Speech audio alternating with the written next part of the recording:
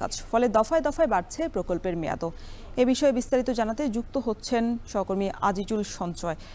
সঞ্চয়, still rice সাইলোস নির্মাণ কাজে আরো কত সময় লাগতে পারে, কি বলছে কর্তৃপক্ষ?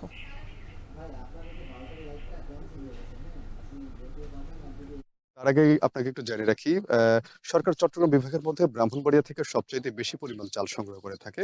তবে ব্রাহ্মণবাড়িয়ার যেই খাদ্য গুদামগুলো আছে সেখানে আসলে যেই জায়গা সংকটের কারণে চালগুলো তারা অন্যান্য যেসব জেলা আছে সেখানে কিন্তু পাঠিয়ে দিতে হয়।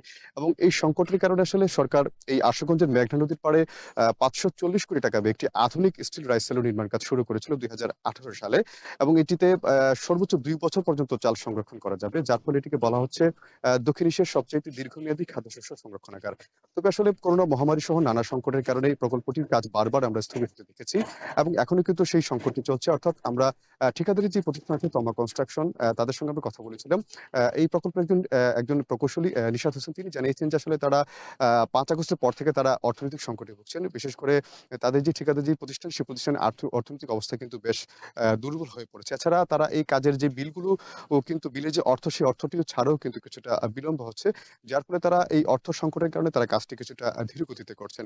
তবে তিনি যেটি বলছেন যে তাদের এখন পর্যন্ত ৪ দফায় প্রকল্পের মেয়াদটি বাড়ানো হয়েছে এবং সেটি আগামী জুনে এটি শেষ হওয়ার কথা রয়েছে। তবে তারা এখন পর্যন্ত এই প্রকল্পের অগ্রগতি মাত্র ৭৫% পর্যন্ত।